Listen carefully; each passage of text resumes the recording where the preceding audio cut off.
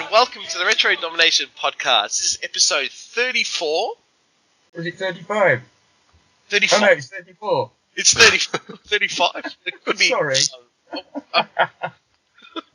Episode 100. Our episode. I'm going to get the abacus out. Yeah, that's... Episode 101111.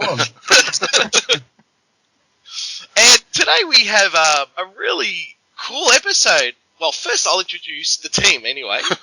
It's Mark. Good morning. Good morning, sir. Yes, it's early. It's early, listeners. It's early, and I've only had just a cup of coffee. So so it's just Mark and I from Retro Domination this morning. But we also have Alex, Oz Retro Gamer. How are you, sir? G'day, guys. Very well, thank you. It's good. This is your debut, my friend. It sure is, mate. Sure is. My heart's going at a rate of knots. Right. No need, man. No need. Just be yourself. Sure will. Yourself. Hi, I'm Alex. Inside joke. Inside joke, guys. Inside joke. And wow, we have an awesome guest today, Mr. Ben Daglish from the UK. How are you, sir? Very well, thanks. How are you, chaps? Oh, doing well. Thanks for taking the time to do this with us. Not at all. It's evening for me. You got getting up at 6:30 in the morning is the amazing thing. Oh man, we do it for the love. It's worth it. So I see. Yeah. We do this all the time. We love doing this. So Alex, you want to tell the world what you do? What do I do? Exactly what you guys do, mate. Just love all the old school stuff. Commodore 64 is my thing. Amigas, Atari STs, Nintendo and Sega. And man, I just love to write about it as well and talk to people on Twitter especially. That's where I'm at. And just like to accumulate a lot of stuff. And this new place that we've got is already actually quite full, and my wife just gave me the green light to start doing up the garage. So I'm a happy chap. Awesome, man. So you also have a website. OzRetroGamer.com. Yeah, that's the one. Just like to write about anything and everything, I guess. Whatever makes people laugh and engages with them. No, it's good, man. I loved your photo with the two. Was it with the He-Man? Oh, okay, yeah. That's right. That was last week. Yeah. That was just a bit of fun. No, it was good. It it actually got a lot of attention. Yeah, that was actually surprising. I remember there was a guy from the US who said, "Oh, look, you should just actually put your photos up more often and stuff like that." So I thought, all right, I'll do some more, funny things and get people laughing, and that's what it's all about, I guess. That's it, man. That's it. I'm just looking at it now. I should say nothing about you spelling my name wrong. Oh, you know what? That was one of my very first questions. I thought, I bet you he probably gets Daglish. All the time. All the time? Yeah, you must. That must piss you off. Not anymore. It's been throughout my life. What is it? I had a teacher that used to call me Benjamin Daglish all the time just to piss me off. Oh, everyone's got that teacher. They call you Benjamin Daglish as well. No, Daglish is it's the rarest spelling of it, and especially because there's a lot of Dalglishes and Daglish. Well, actually, there's a lot of Daglishes in Australia. There is indeed. Yeah. Yeah. I think there's more than there are here. It's the sort of it's a Scottish name originally, but Dalglish is a place in Scotland. But Daglish is kind of the Sunderland, Geordie kind of variant. And obviously, there's a whole bunch of them went over to Australia at some point. Anyway, all right. Instead of talking about your surname, let's talk about how it all started. Oh, not again, really? Blah, blah, blah. Tony Crowther, blah, blah, blah. School, blah, blah, blah. Well, how it actually started, was I won a BBC computer for my school. Okay. When I was about 14, 15 or something. That was the time when they just brought out the BBC Micro. And they were very keen on it becoming like the main educational machine. So they were pushing it to trying to get as many schools as they could to buy them. And so the BBC were just running hundreds of noddy competitions just to try and get them spread out there. So I wrote an essay about how computers can be used in schools and won this machine for school. So I was one of the few people in school that was actually allowed to use the thing. And one of the others was Tony Crowther, because he'd already been programming a while on the VIC and then with the C64. So yeah, I met him through that. He was a year above me at school, so we wouldn't have normally mixed, but we used to get together at lunch times in the school library and be geeks together. And then one day he said, could you write me out the notes of the Death March? Because I'm writing this game and I wanted to play the Death March at the end, so I wrote out the notes of the Death March. Oh. And then a couple of weeks later he said, can you rip off this bit of Jean-Michel Jarre for me? Yeah, sure. So I transcribed I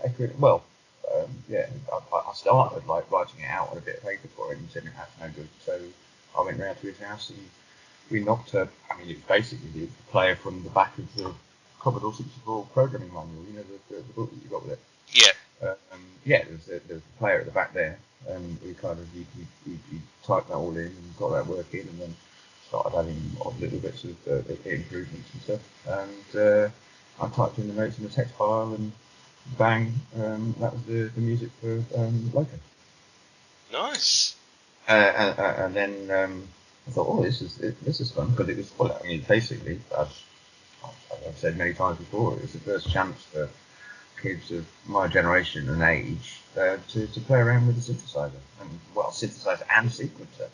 You know, it's gear that I used to go into the local music and electronics shops and look at all these synths for £2,000, £3,000, and just dream that one day I'll be able to make weird and wacky noises. And then suddenly my mate had this machine that I too could make weird and wacky noises and also sing them. So we started like, playing around and composing music together. And I'd write stuff and we'd come up with more and more interesting machine code routines that could do all the chord toggling and stuff like that. And then we heard some Rob Hubbard and went, "Oh, you bastard! That's how you do it." Right, we're going to do better than that. And so we started going for it seriously, and that's when the first Wii Music came out. Awesome. But what is your favourite piece of music you have written for a C64 game? Ooh.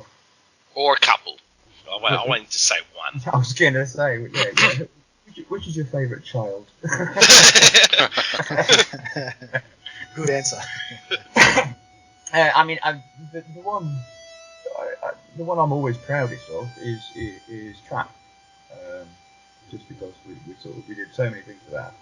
It was the sort of biggest piece I'd written, longest, but also biggest in terms of musical scope and stuff, and the number of themes I was playing around with. And then there's I don't know if you know the demo at the end, the whole Trap demo thing with the drummer and the planets, which I'm sort of got a feeling that was like pretty much the first demo, as it were.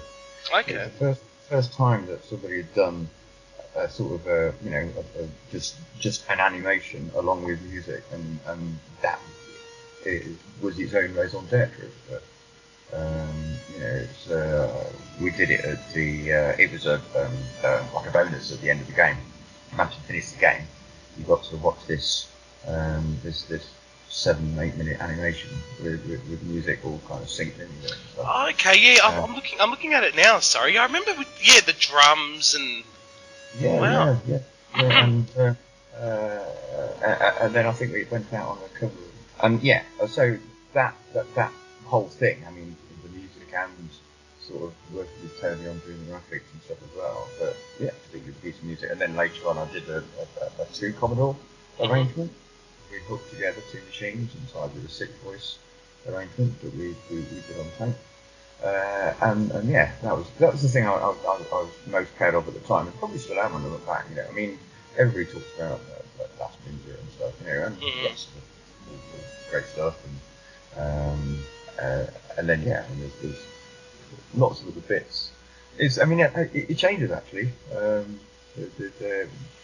Quite often I hear people's remixes of stuff of mine that I've done, and I go, no, actually I've forgotten that was a really good. I was Krakow. I heard when Press Play on Tape. You know the that band, yeah. Yeah, great band, great bunch of guys. Yes, when they covered Krakow, I was well impressed, just impressed that they could play the notes that fast, full stop. And also went, actually, I enjoyed writing that, because it was a fluff, as it were, but actually there was some quite interesting, fun things in there. So there's but yeah, trap I think is the one. Trap's the one that I'd like to remember for, but I'll tell you, we'll talk about Barry last week instead. I'll tell you something about that trap demo, because I remember seeing that. I was probably, I reckon, about 8 years old or so, 8 or 9. Right. I'd be like, when's this game going to start? Like, what's going? Like, do I have to do anything? And I didn't realise that it was actually a demo.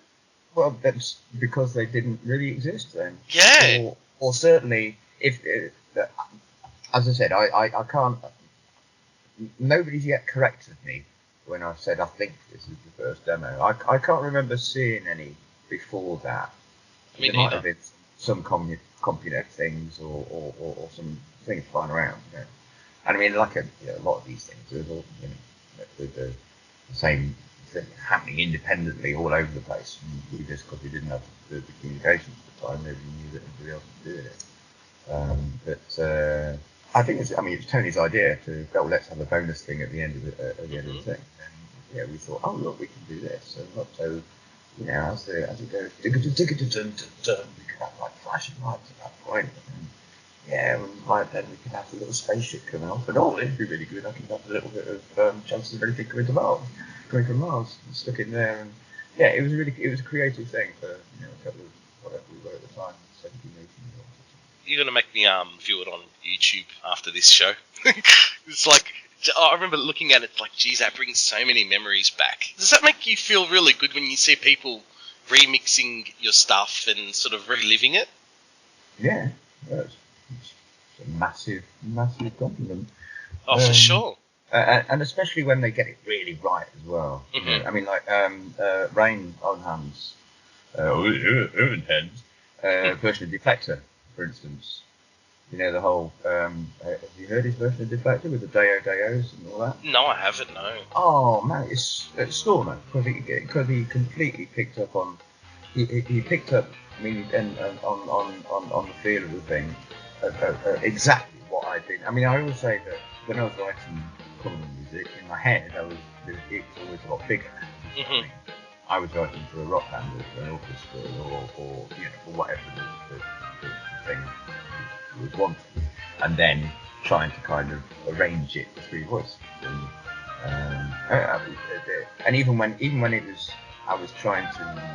When I started off with the idea of three voices and how clever can we be with the three voices, still in the back of my mind there's, that's a lead guitar part, or there's that drum part, actually a big string pad here or something, and so with the range was picked up completely on exactly how I'd imagined it would have been if I'd have written it now. And then yesterday Deos were just a touch of genius. You're thinking Deo is what the fuck is he talking about? Yeah. What you'll have to do now, obviously, is insert Rain's track. Just whatever you're allowed to do, 30 seconds of it without having to pay him any royalties. Fair enough. Fair use or whatever it's called. Yeah. No, well worth it. Check it out. Will do, man. Will do. I have to admit, though, I mean, I know everyone talks about the Last Ninja soundtrack, which I think is awesome. For one that stood out for me was the Terramex soundtrack. I love it. I absolutely love it. It's just, I remember it used to scare the living shit out of me as a kid. It just had this really quirky sound. I mean, it just suited the game. I don't know what it was about it, but Were you on some type of drug or something when you were writing that tune or something? It's just like everywhere, and it's awesome. It's just different. Are you serious asking me if I was doing drugs? No, I'm joking. I thought that was just so well known. That's the whole thing about, it's like the 60s, isn't it? The 80s are the same. Yeah. You weren't there. Yeah. That's the, I mean, I this is the. I joke about. I mean, but I have seriously lost count of I can't remember at all how many pieces of music I wrote. Because it was, I mean, it was in the hundreds. There are lists around somewhere, but I don't think anybody's ever got the full definitive list. Well, I'm on your actual website, .net one, and I didn't realise you did so many. I mean, I haven't got my full list down there. Wow. That's all the ones that I've gleaned from other places and to remember. But I mean, there's also because there's a lot of stuff that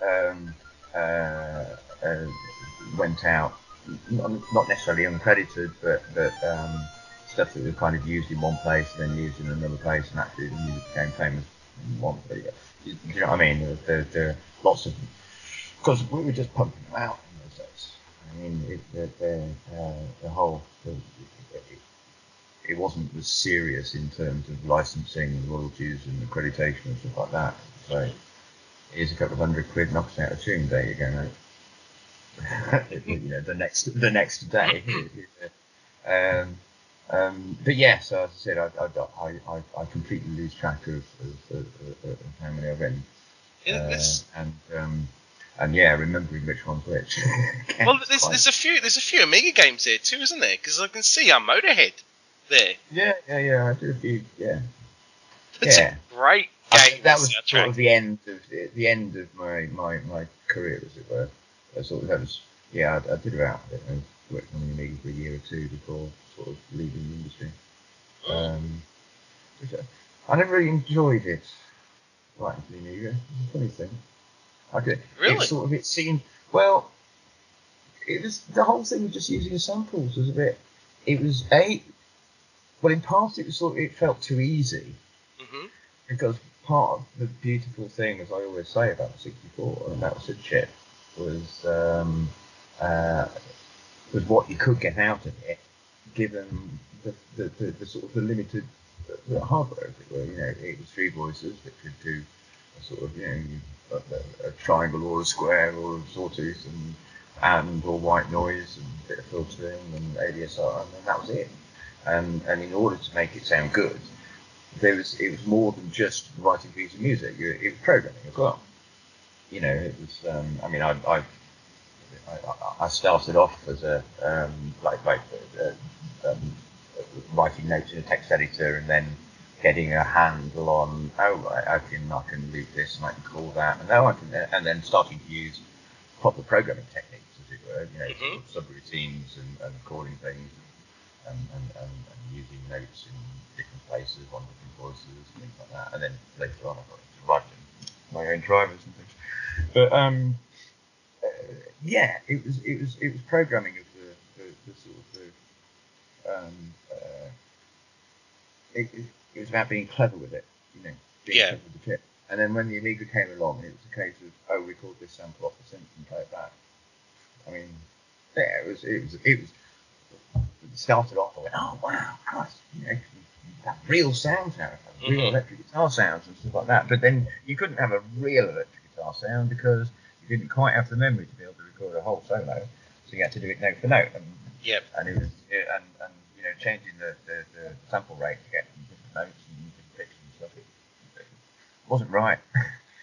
It was a different skill, as it were, and I thought, well, if I'm going to do this with samples, I'd rather be doing it with sort of better gear rather than just sort of what would be limited to the memory that I've been given and the stuff that you can do with it.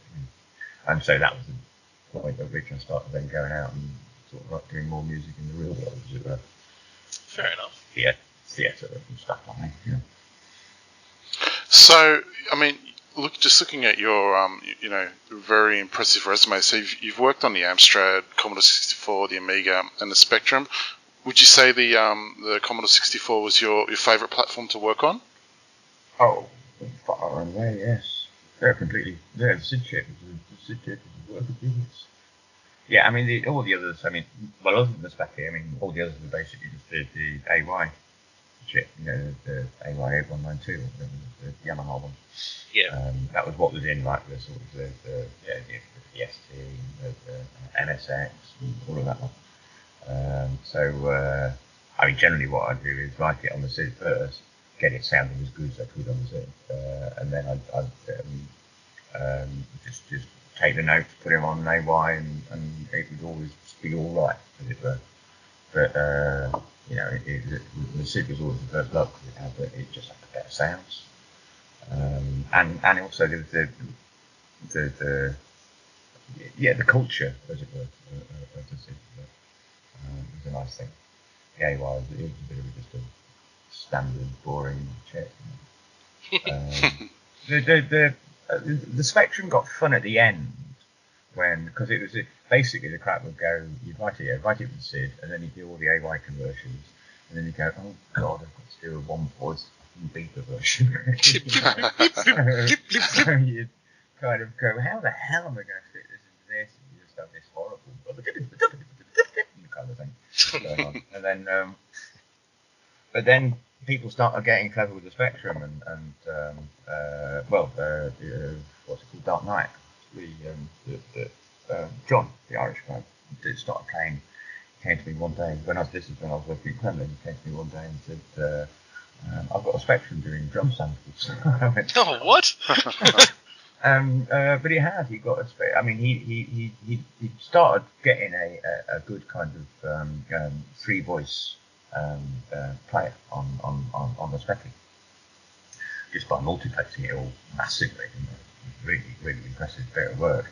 And then yes, he went home one night and had this amazing idea, and came back the next morning and played me some sample snare drums, which was really right. I mean, it took up 99% of all known CPU time, but there was a sort of couple of pieces that I think I did on the Spectrum. And sample drums and stuff, and it was quite impressive. It's still fucking one voice beep, a nasty, specky, dead flesh thing. I hate the Spectrum. I'm sorry. I love the principle of the Spectrum. The whole principle of Clive Sinclair and ZX81 and genius and marvelous and all the rest of it. But nasty bloody machine, wasn't it? Keyboard with like every single key had 27 bloody things on it, and it was kind of you're poking around and stuff, and blocky graphics. And I don't. Yeah, great. It cost £3.50, but still. How much was it? I can't remember. But it was I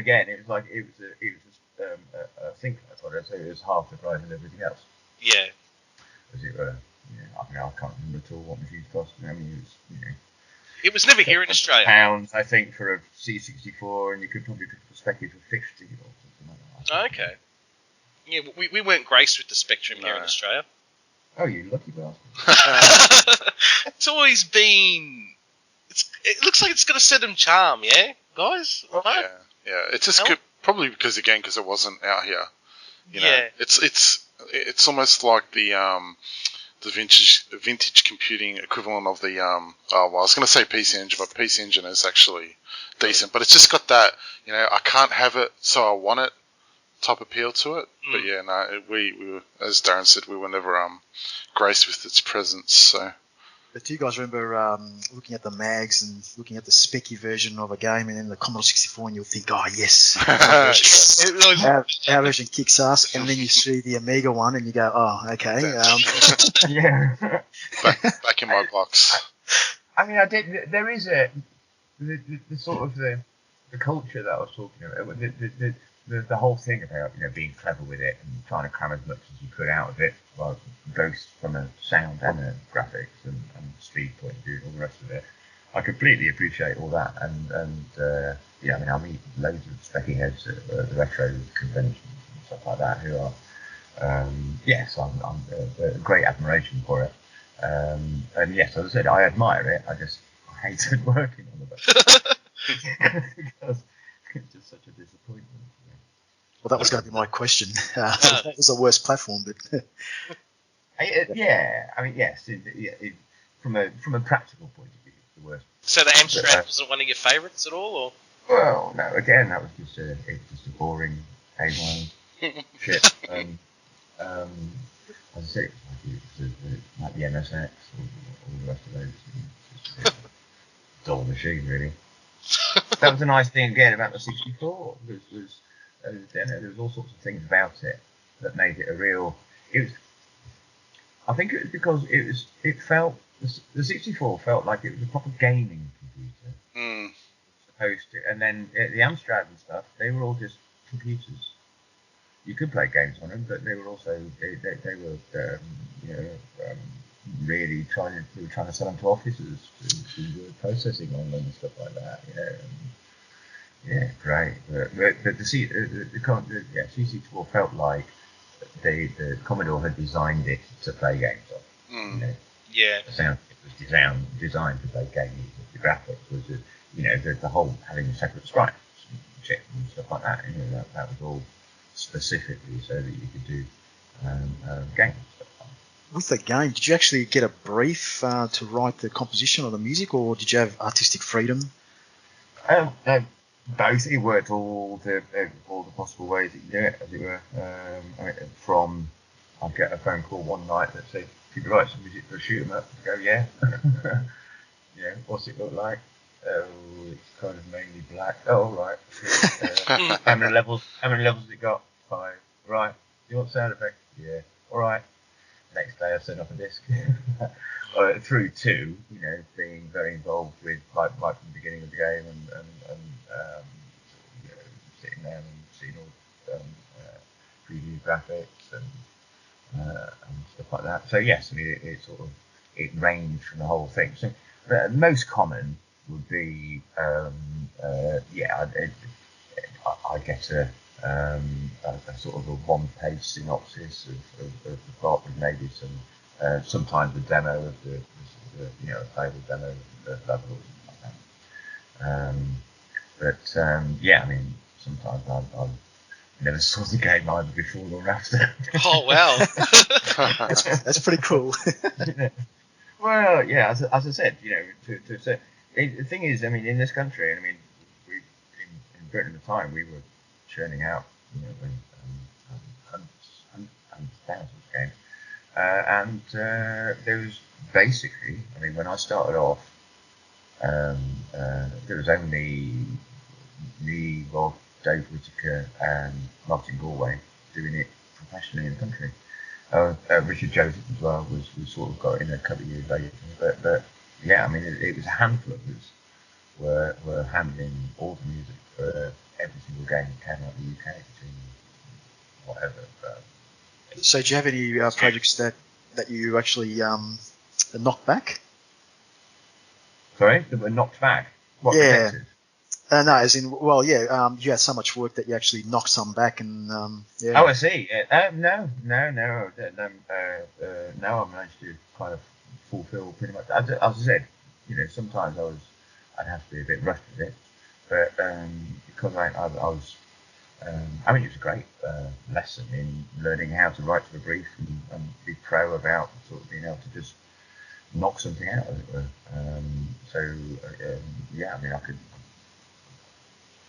Quite often, I mean, I could write. It was an overnight thing, I'd get a phone call one night and say, and I'd stay up till 4 a.m, write a piece, and then send off the disc next morning. Now that is amazing. Yeah. Wow. Yeah, and I mean, it's funny because in terms of the quality and stuff, sometimes some of those pieces were one of the best pieces, as it were, and sometimes the pieces that I spent 6 weeks on were shit. But I mean, then again, sometimes the other way around. On average, I'd say sort of 3 or 4 days or something to write a piece. Really? Is that all? Wow, that's amazing. That's Yeah. mine. Yeah. So, what were the actual influences or inspirations to your music? Was it? Yeah. Ooh, well, lots. I mean, it's impossible to talk about inspiration um, throughout your life from every single piece of music I've ever heard. If you see what I mean. I mean, the whole the model for what electronic music sounded like, as it were, was as I said, people like John Chazar and Yellow Magic Orchestra and Kraftwerk and stuff like that. So at the time I was writing, I was listening to quite a lot of that kind of stuff in order to get an idea of the genre, as it were, or yeah, the sort of how you can make these sounds work, if you see what I mean. But in terms of then the notes that I wrote, I was influenced by everybody from Beethoven to Fairport Convention. Everything I've ever listened to is kind of in there somewhere.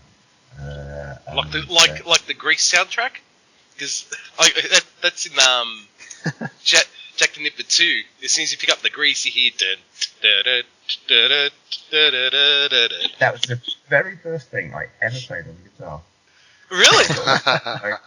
When I first picked up guitar when I was about 13 or 14 or something, and because of the fact that the first two strings were in E and A, dum dum dum, and I kind of it was in June when I picked it up and went bomb bomb, and so well it must have whenever it was, would it be 12? It was whenever it was in the charts. So what was that, 78, 79, something like that. Yeah. Whenever it was in the charts, so it was in my head like it was bomb bomb bomb. Oh look, these cracks. Bomb, bomb. Oh, there we go. Bomb, bomb, bomb, bomb. Oh, that's how the guitar works. Oh, right. So, yeah, absolutely. Yes, every single pop song I've ever heard, every single, is. I don't necessarily think of it as being influences, as I've got my own idea of what I like and what sounds good, if you see what I mean, which is affected by all the music I've ever heard and the ones that I've picked out that I like and stuff. And then when I write a piece of music, I try and write something that I like. Yeah. and that's I like it filter is the sum total of all of my influences. Would you say your music tastes have changed over the years? Not a lot, actually. They sort of it's developed. I got sort of more into jazz rock and stuff in the early 20s, and then listened to a lot and played a lot of kind of, I'm doing air quotes as I say, world music, but and music all over the world, and so yes, I mean as I got older, I've heard more and more music, but my basic idea of what sounds good or what doesn't, I don't think actually has changed at all. It's amazing how many things from again like things from your childhood or pop songs around that I remember liking at the time, and then I listen back to it now and I go, oh yes, I still like it, and I know why. You see what I mean? Well, like I said, it's like hearing. I mean, it's weird listening back to music that I wrote 30 years ago in terms of my sort of musical. I dread to use the word sophistication now, but sort of 30 years later, I've learned a lot more about music, a lot more about arrangement, a lot more about just how it all works and things. And so I listen back to obviously a lot of my early stuff, and I go, oh, God, it was so terribly naive and whatever. But then, like I said, when I then hear remixes of my stuff, I go, oh, actually, no, I'm not, I'm not ashamed of it at all. I wrote that piece because I liked the sound of those notes, if you see what I mean, and I still do. And when you get it sounding really nice, because somebody's got a whole big lush orchestral arrangement of it or something, all the best. Sweet. So the answer is no. My musical influences haven't changed. They've just matured. Are you surprised that your compositions have endured for so long? Yeah, completely. From the very first time when somebody, because as I said, I stopped writing for games after after I've been working for Kremlin for a couple of years, and when it started becoming an industry, you know, it had all been up to that point. There had been still the whole feel of the games of, of gamers was the sort of the bedroom thing, you know. We all started off in our bedrooms as 14-year-old kids, as it were, and we're doing it because we loved it and because it was the whole geek thing of being able to do this bit better and faster, or the wanting to be just really imaginative with gameplay and you know, the joy of the art of creation, as it were, was the big thing. And then the sort of companies started getting larger and larger, and salesmen started getting involved, and then people started coming along saying, "Oh, football games are in. Let's write a football game." You go, "Well, no, because somebody does just done a really good football game. You want to do something completely different." "Oh, no, football. You can sell a football game." Yeah. Well, you know you could sell a football game, but that's not what it's about. Well, that's what you're here for, Sonny. All right? No, I'm not. And so, yeah, I always say that I got out of the industry at the point when we started getting people wandering around the office talking about shipping boxes. They had no idea what was in the box, if you see what I mean.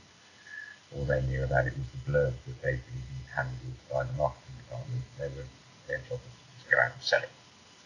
And that sort of, it stopped being fun, you know. So, yes, I got out of the games industry, and then it wasn't until like 10 years later, somebody sent me a letter saying, I mean, it's like up on the internet. I've been playing around with it for years at the time, but I haven't bothered looking myself up, and I did. And was just blown away by the fact that there was all these websites and all this stuff about me. You know. And then, yes, I opened it, and then, you know, as emails started coming in, and I mean, that's great. I still get a couple of emails a week, well, Facebook messages and stuff these days from people that are saying, "Oh, yes, I used to listen to your stuff," and it's marvelous. But I mean, yes, it's an amazing surprise. Just it's amazing considering the amount of stuff that there is out there now. If you say, I mean, the amount of media, full stop, that is available, the number of platforms, the number of games, the number of pieces of music, you know, out of all the billions and billions of pieces of music that have been written, for sort of a whole, you know, for a bunch of people to say, we really like yours. So it's brilliant, and yeah, it's quite stunning. Well, the hard work paid off then. It just shows. Yeah. I mean, it's a lot to do. Obviously, I completely appreciate it's a lot to do with the whole thing of people's childhood and stuff like that. Yeah, and you know, it's like watching all the sort of the programs that you grew up with. But no, it's I think. But again, it's this thing about like I was saying about I think I've developed a certain taste for the notes that I like, as it were. And it's nice that I've managed to, there's a whole bunch of people out there who've got that same kind of thing. That's the notes that I like are the same notes that they like.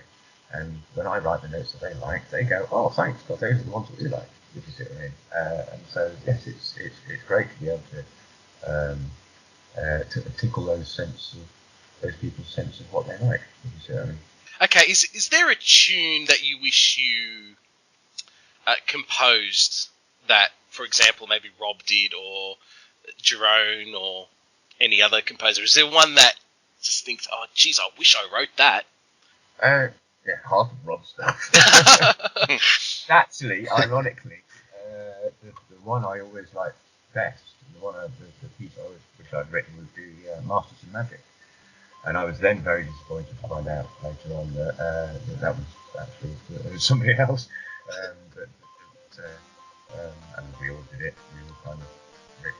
So, it's, yeah, that was a shame, but not a shame. But, so yes, I can't remember who it was. It's some American guy here that originally had it on Southampton. But that's a lovely piece of music.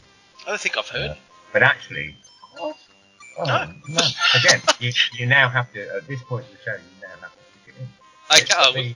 It starts off with that lovely thing, but actually, I mean, having said that, Rob's arrangement of it was peerless. I mean, it was absolutely beautiful. Listen to it. Bum bum bum bum bum bum bum bum bum bum bum bum bum bum bum bum. Ooh ee ack. Ooh ee ack. Dum dum dum dum dilly dum dum dum dum dum dum dum dim dilly dum dim digga dum dum dim digga. Do you not know it? No, it sort of rings a bell. Don't have to. Any of you? All three of you? It's no, that does sound familiar. That's very good. Oh, no, go and listen to it. Listen to it. It's yeah. Stop talking to me and take it out now. It's brilliant. Yes. Always. That was I would have been extremely proud to have written that one. Okay, I can see it on YouTube, so I'll have a look at it later. Yeah. Okay, yeah. See, I've never played that game before. I don't think I ever played the game. I only listened to the music. I might have played it once.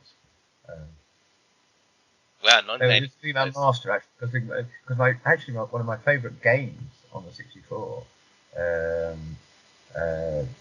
possibly because I was one of the few people that could do the notes with no colours level, was Masters of the Lamps. Oh, how good is that? Lamps going through the squares in space, and then there's the genie at the end. Yeah. The bubble of the bomb, and you have to. That was great. Damn, that was so frustrating at the bit with the genie. Oh. Well, I could do that, you see, because it was a scale.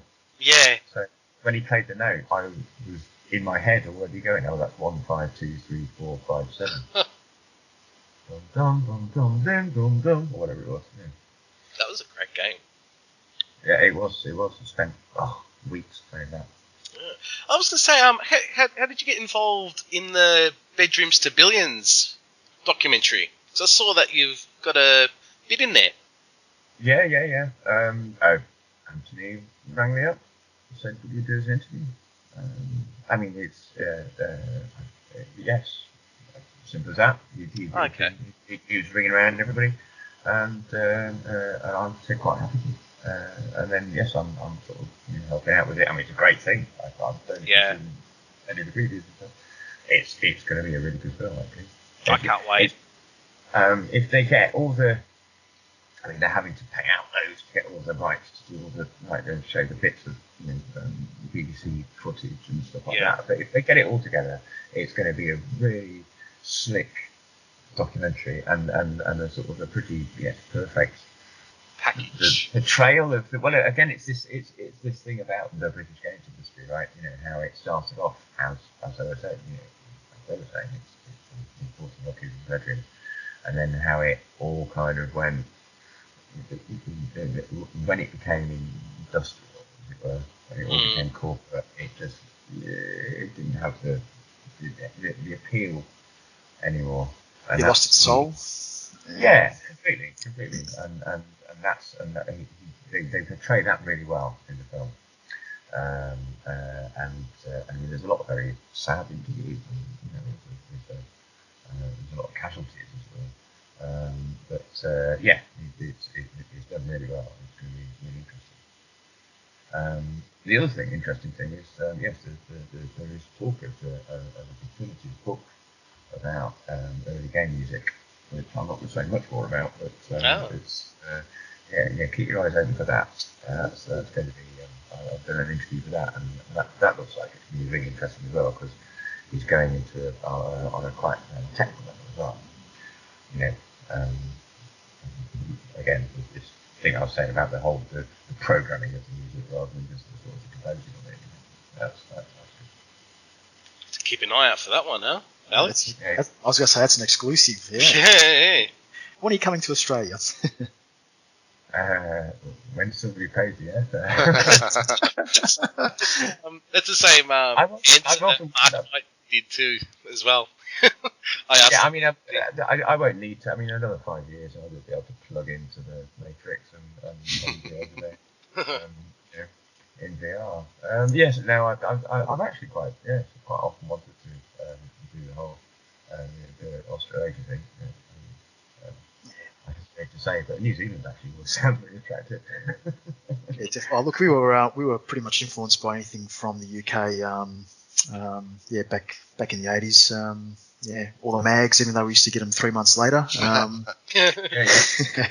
We knew everything about what was going on. So definitely, would love to maybe get crowdfunding going, guys, and get all these boys out here and Oh, you could. There is. I have wondered about because Sid 80s, you know, the thing that me and Mark Knight do, who I believe you had on recently, but we've played pretty much. The lovely thing about Sid 80s actually is every single gig that we've done has been a different lineup.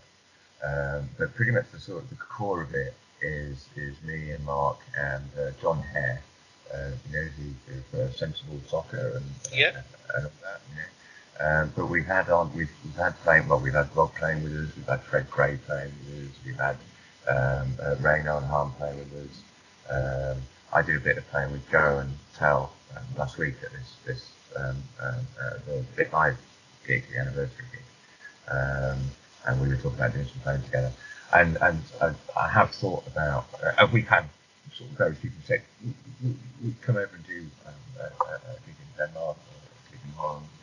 And I thought that we could probably put together a tour. And it would be amazing to be able to, sort of take that and to then tour Australia. Oh, jeez. That would be. Yeah, it'd be because because we know each other. Although we only gig like twice a year, and it's marvelous because it's the least rehearsed band in the universe. we literally get together on the day of the gig. Never quite sure exactly who's going to turn up. And we do like an hour's rehearsal, 2 or 3 at most. Each of us kind of filling in whatever instrument is needed at the time. And Mark pretty much only sort of plays his fiddle, you know, but I've played the guitar and keyboards and bass and hand drums, various things. In it, and we then just go on and do the gig, and it all seems to come off all right because we now know each other well enough. 40-odd gigs together. Sorry, Ben. Do you have any of your shows, like maybe the one you did like last week with Mark, or like recorded on video or anything? Well, actually, somebody just slapped it up on YouTube now. Okay. I don't know where to search for it. It's on my Facebook page. If you go to my Facebook page, okay, there's a link to the YouTube video, which is me doing Tetris with the audience, and getting the audience to do a 3-part sort of Commodore arrangement of Tetris, as it were. Oh wow, awesome! And then me and Mark playing on top of it. I've got my penny whistle. It's a bit okay, yeah, I can see it. Whistle, and Mark's improvising on top as well. So that's quite fun. And I mean, yes, there's various. If you look up Sid 80s, stuck in the 80s, you see, it's all very clever. Sid 80s on YouTube. There's a few. Sort of, that is so clever. I mean, darling. There's various people. We've never bothered filming it ourselves, but there's a few mobile phone type things. You need to. Because we're missing out here. No, there's a fair few. There's I don't know, 15, 20 videos doing various things. As I said, in all sorts of different arrangements and lineups. Okay, well, look, Ben, thanks for your time. It's been an honour and a privilege, and we all thank you for joining us today. Not at all. It's been great. I look forward to hearing the edited version. I think there won't be much to edit. No. There won't be much to edit at all. But yeah, you'll hear some nice music slapped in there and all that. So yeah. Yeah, make sure you get range deflector in there. Okay, well, thanks, Ben, and look, hopefully we'll talk to you soon. I mean, I'll keep in touch, Anyway. Yeah, do. I'm Facebook friends now with both of your incarnations. Yes. And yeah, nice one. Thank you very much, Australia. And you never know, in 5 years' time, you might be able to come and pay to see me play. Hey! Hey. Yeah, we'll be there. We'll be there. No worries. Great. Well, that's $15 I've made then. Okay, see you later, Ben. Thanks, Ben. Take care. Thanks, Ben. Cheers, guys.